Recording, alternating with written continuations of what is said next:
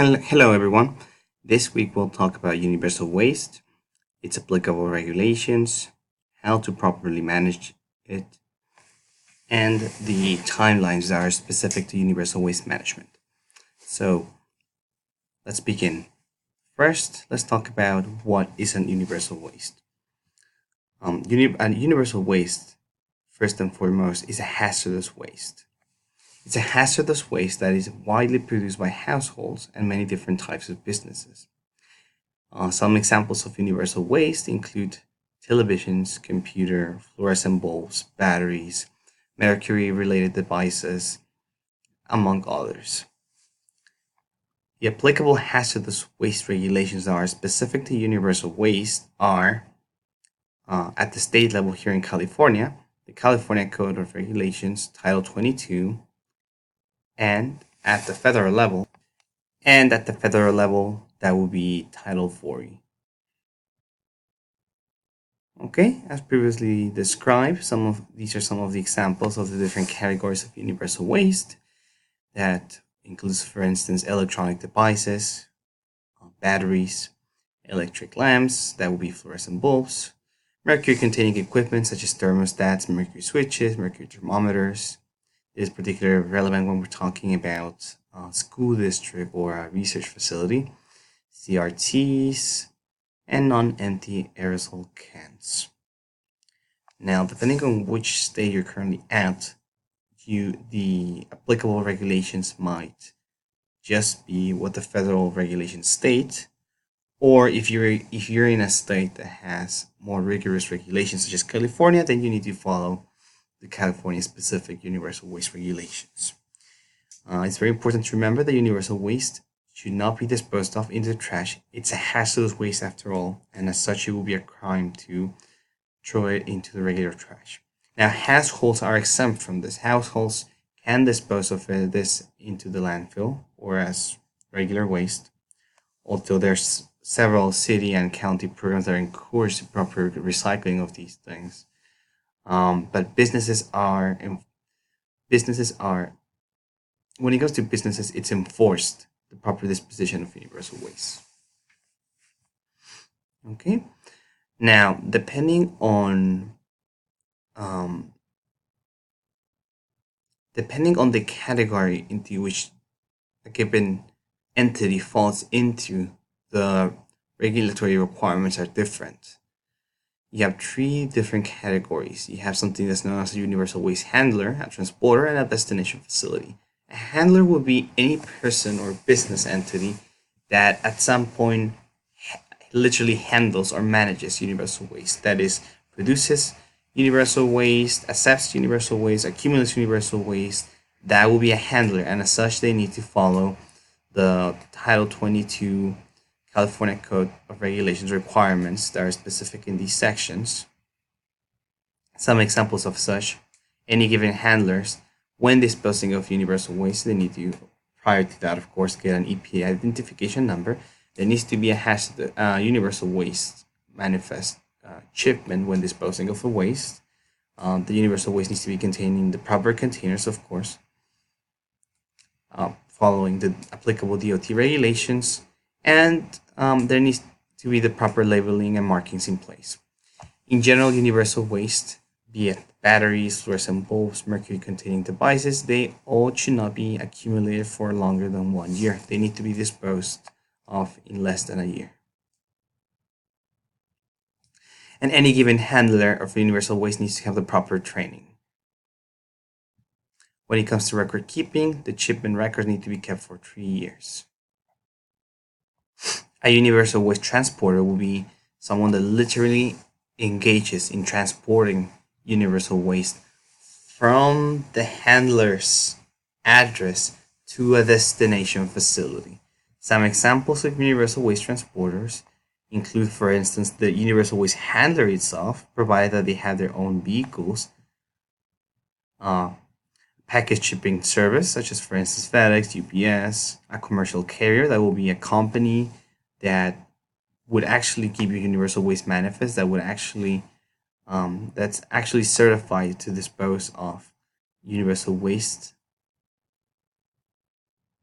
And a destination facility is a fully regulated hazardous waste facility that treats, disposes of, or recycles a specific type of universal waste. Now, there's several, depending on the amount of universal waste that is being produced, there are several categories, including, for instance, the conditionally exempt small quantity universal waste generator, small quantity generator, large quantity generators. The differences between them all, in summary, fall to the amount of waste that's being produced in any given month. A conditionally exempt generator is a universal waste generator who produces less than 100 kilograms or 220 pounds of universal waste and less than a kilogram of acutely hazardous waste in a calendar month. Based on this, then there's a set of applicable regulations that need to be followed. The regulations for small quantity generators and large quantity generators will be different. In a moment, we'll transition to a PowerPoint that contains more information about. Okay, now that we're in the PowerPoint presentation, a small quantity generator will be someone that accumulates less than 5,000 kilograms or 11,000 pounds of universal waste, and a large quantity generator, we're talking about accumulating more than the previously described amounts. Now let's talk about the specifics of handling the different kinds of universal waste. When it comes to fluorescent lamps, it's important to remember that they contain on its inside mercury. So it's very important to prevent that all bulbs do not break, get damaged in any way that would accidentally release the hazardous substance within them. If a fluorescent bulb is broken and the mercury powder inside them is released, the bulbs will automatically be considered hazardous waste as opposed to universal waste, and they will need to be handled in a different manner. In order to prevent any breakings, it's important to manage all universal waste lamps in a way that prevents such release. Usually, all bulbs are accumulated in cylindrical cardboard containers and placed in a vertical position and stacked in such a manner that it prevents their release. And if there's any bulb breaks, of course, this needs to be cleaned up, and the spill needs to be contained in the appropriate manner. For instance, here we see an example of what not to do. As you can see, we have different kinds of fluorescent bulbs all stacked in a manner that's very precarious. Any minor movement of the cylinder will probably have the bulbs break into each other. Plus, we have other kinds of waste that shouldn't be there, such as cardboard and this plastic cup over here. That is not acceptable. The universal waste streams need to be kept separate from any other kind of waste. Now, some other examples of universal waste that need to be disposed of will be ballast containing PCBs. These ballasts need to be, again, handled in a way that prevents any kind of leakage. All PCB containing ballasts need to be stored in an appropriate metal container with a secured lid. It's important to wear disposable gloves when managing this kind of waste, and the container itself needs to have a label labeling the container as universal waste. Same with the lamp, same with the batteries.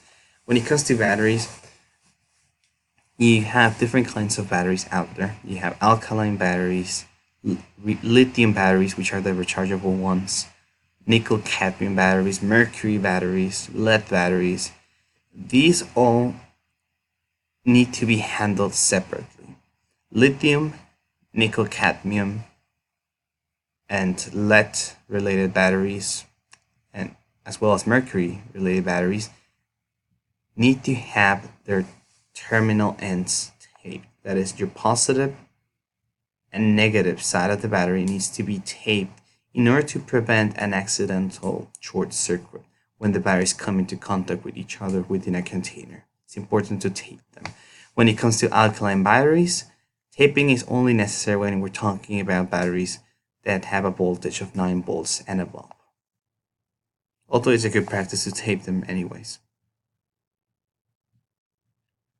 Okay, this contains the information that we just previously mentioned. The container needs to be, of course, labeled as universal waste. And depending on the kind of batteries that we're talking about, they need to be kept separate. And it's important to know, though, that damaged batteries need to be, other than just taping the terminals, you need to separate them by putting them into a plastic bag. They need to be physically separate from the other batteries. When I say damaged batteries, I'm referring to any batteries that have any kind of acid leakage.